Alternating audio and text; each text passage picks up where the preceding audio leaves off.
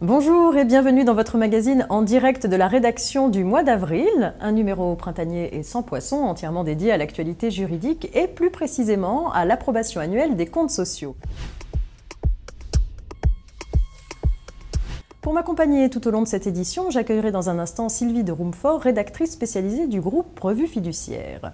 Mais avant d'ouvrir cette édition, j'ai le plaisir de vous informer que le 5 février dernier, l'application GRF+ du groupe Revue Fiduciaire a été lauréate du concours Data Connection 5 dans la catégorie Data2B, concours organisé par la mission gouvernementale Etalab. Un grand merci à tous pour vos votes et votre soutien.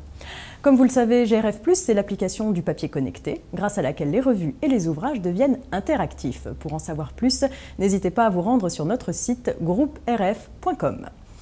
Il est temps d'accueillir Sylvie. Bonjour Sylvie. Bonjour Marianne. Au moins une fois par an, les dirigeants des sociétés commerciales doivent en effet soumettre à l'approbation de leurs associés ou actionnaires les comptes de la société. Alors, processus d'approbation, rapport de gestion ou encore publicité, voici quelques-uns des points importants à ne pas oublier cette année pour mener à bien cette approbation des comptes. Mais avant tout, Sylvie, pouvez-vous nous rappeler à quel moment elle doit intervenir ? Alors, les dirigeants doivent organiser cette consultation dans les 6 mois de la clôture de leur exercice social. Bien sûr, s'il y a un petit problème d'organisation, ils peuvent faire appel au juge qui leur donnera un délai plus long pour pouvoir donc organiser de manière satisfaisante leur assemblée.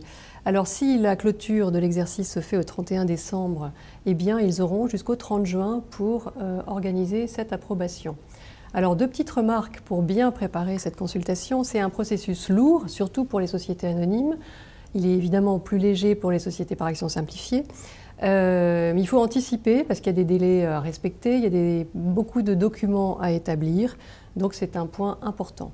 Ensuite, il est conseillé de consulter les statuts qui peuvent contenir des dispositions qui seraient dérogatoires au Code de commerce. On peut imaginer une majorité renforcée pour l'approbation d'un point ou d'un autre, par exemple. D'accord, donc là, toutes les sociétés doivent être actuellement dans les starting blocks. Oui, en effet, sauf quelques sociétés comme les EURL ou les SASU, c'est-à-dire une entreprise unipersonnelle à responsabilité limitée ou SASU, société par action simplifiée unipersonnelle, dont l'associé unique assume personnellement la gérance ou la présidence.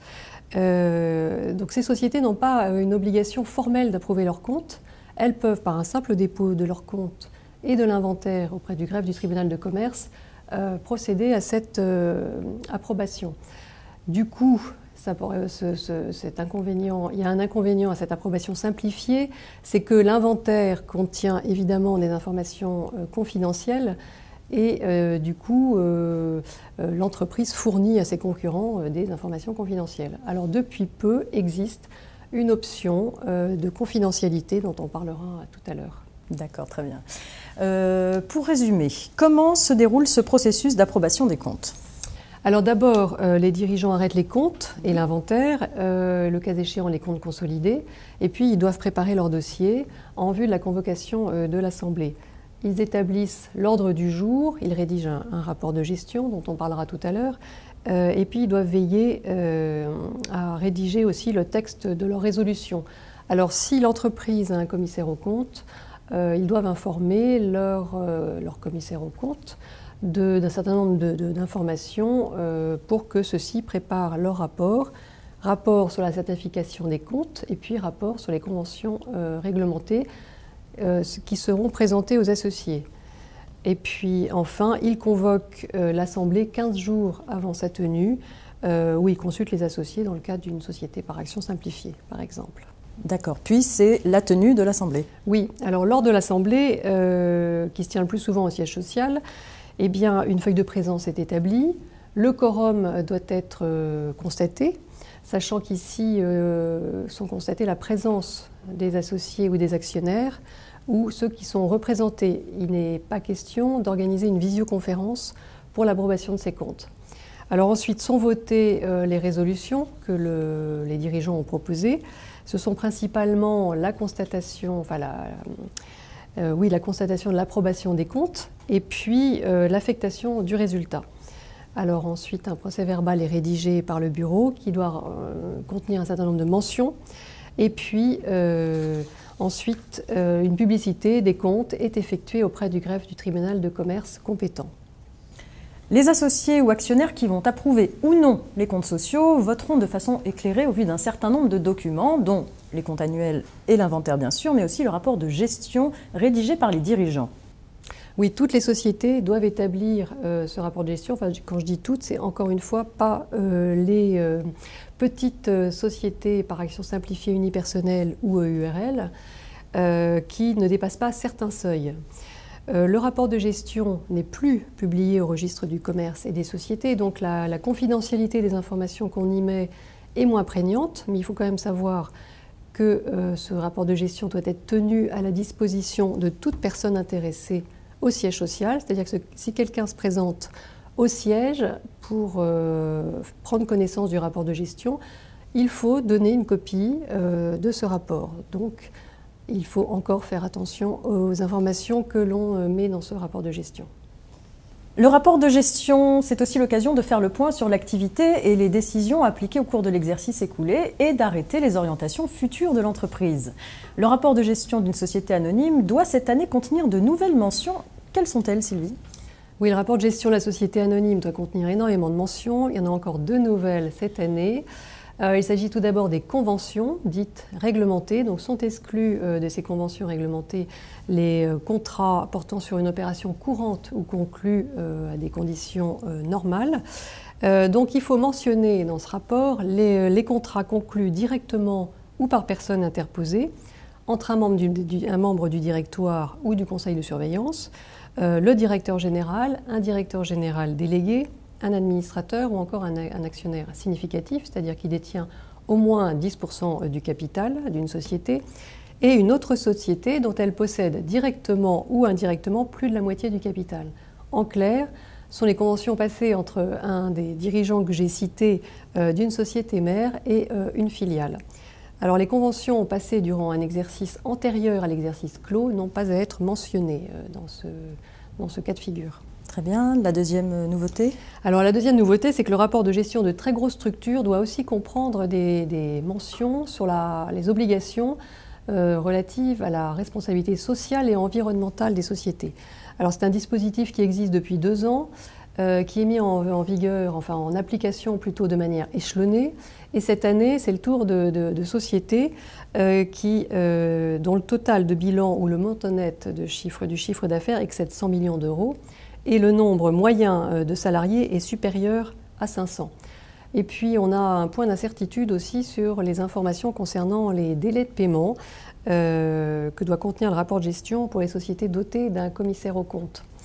Alors la loi dispose depuis 1 an que des informations sur le crédit client doivent être fournies en même temps que les informations sur les délais de paiement des fournisseurs, mais le décret d'application qu'on attend n'est pas encore paru à ce jour. Mais il faut le surveiller puisque le jour où il paraîtra, il sera d'application immédiate. Très bien. Des simplifications sont intervenues cette année pour les dirigeants en ce qui concerne leurs obligations d'information ? Oui, en effet, les dirigeants n'ont plus à mettre à la disposition des actionnaires au siège ou à leur transmettre sur leur demande le tableau des résultats des 5 derniers exercices. Alors, on ne trouve plus ce tableau que dans le rapport de gestion en annexe. Et puis, deuxième simplification, le président du conseil d'administration n'a plus à transmettre la liste et l'objet des conventions courantes aux administrateurs et aux commissaires aux comptes. Les dirigeants ne devront pas omettre d'appliquer les nouvelles règles d'inscription en compte pour la participation des actionnaires à l'assemblée d'une SA également. Oui, en effet, la liste des actionnaires d'une SA pouvant participer à l'assemblée générale est établie par principe au jour de l'assemblée. Mais les statuts peuvent exiger de l'actionnaire qu'il justifie de l'inscription de ses titres en compte plus tôt, pour des raisons évidentes d'organisation. Alors pour toute assemblée convoquée depuis le 1er janvier 2015, si les statuts contiennent cette disposition spéciale, eh bien l'actionnaire a désormais jusqu'au 2e jour ouvré précédant l'assemblée à 0 heure, heure de Paris, pour faire inscrire ses titres et ainsi d'être sur la liste des actionnaires habilités. Alors si les statuts prévoyaient ce 3e jour, ce délai du 3e jour ouvré, eh bien il devrait être modifié pour tenir compte de ce jour de plus. Et puis, deuxième chose, sur ce délai, la date butoir d'inscription à l'ordre du jour d'un point ou d'une résolution déposée par un actionnaire est devenue également le deuxième jour ouvré précédant l'Assemblée. Donc l'actionnaire dispose de davantage de délais et en revanche, la société a moins de temps pour préparer sa liste et faire le point sur tous les projets de résolution qui ont été présentés par les actionnaires. L'approbation des comptes est presque toujours suivie du vote d'un quitus donné aux dirigeants pour l'accomplissement de leur mandat au cours de l'exercice.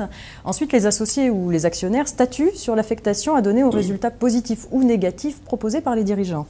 Oui, et cette année, si la société de plus de 50 salariés vote des dividendes en augmentation pour la deuxième année consécutive, elle n'a plus l'obligation de verser à ses salariés cette prime de partage des profits qu'on appelle prime dividende, mais elle peut quand même la verser. Alors attention, si elle la verse, cette prime sera considérée comme un supplément de salaire et sera soumise aux charges sociales et bien sûr à l'impôt sur le revenu. L'Assemblée générale ordinaire est aussi l'occasion de voter d'autres points en lien avec l'approbation des comptes ou de ratifier des décisions prises par les dirigeants. Quels peuvent être ces autres points à l'ordre du jour? Alors ces points doivent être évidemment en rapport avec l'approbation des comptes. Il peut s'agir de la nomination du gérant, d'un commissaire aux comptes, du renouvellement de leur mandat ou encore l'autorisation de la gérance de passer certaines opérations dans une SARL. Il peut s'agir aussi de la ratification d'un transfert de siège social, transfert de proximité, qui est décidé par le gérant et qui doit être ensuite donc ratifié par les associés. Alors la loi a récemment modifié ce point concernant la ratification du siège social. Vous pouvez nous en dire un peu plus sur cette modification? Oui, ce transfert de siège social dans le département ou dans un département limitrophe, décidé par le gérant comme la loi l'autorise, doit être ratifié par les associés qui représentent désormais plus de la moitié des parts sociales et non plus les 3/4. Donc c'est plus simple à obtenir. Et puis pour être opposable au tiers, eh bien, évidemment cette décision doit être publiée avec un avis dans un journal d'annonce légale et puis un dossier modificatif doit être transmis au greffe du tribunal de commerce compétent. Très bien. Pour terminer, la publicité des comptes doit aussi être effectuée auprès du greffe du tribunal de commerce du lieu du siège social. Quelle est la marche à suivre? Alors les entreprises ont deux options. La première, c'est de faire un dépôt papier, tout simplement, classiquement, je vais dire, avec tous les documents à transmettre au greffe. Elles bénéficient dans ce cas d'un mois de délai après l'Assemblée pour faire ce dépôt. Et puis deuxième option, elles peuvent envoyer tous ces documents par voie électronique et du coup elles disposent d'un délai supplémentaire de 2 mois, enfin 2 mois à compter de la date de l'Assemblée pour effectuer donc cette publicité. Dans tous les cas, le dossier doit contenir les comptes annuels, bilan, compte de résultats et annexes, le rapport du commissaire aux comptes s'il y en a, et puis le procès-verbal de l'Assemblée ou un extrait de ce procès-verbal contenant la proposition d'affectation et puis la résolution de l'affectation votée. Les entreprises divulguent donc beaucoup d'informations. Oui, en effet, c'est certain, mais il y a un petit progrès en termes de confidentialité puisque les micro-entreprises dont on a parlé tout à l'heure peuvent désormais, au moment du dépôt des comptes au greffe, demander demander la confidentialité des comptes, c'est-à-dire que leurs comptes ne seront pas rendus publics, mais simplement communicables aux autorités judiciaires et administratives et puis à la Banque de France. Donc il y a un certain respect, une confidentialité donc, de leurs comptes. Très bien. Merci Sylvie pour toutes ces Merci précisions. Beaucoup. Pour plus d'informations, je vous invite à vous reporter prochainement au dossier de nos feuilles hebdomadaires consacrés à ce sujet.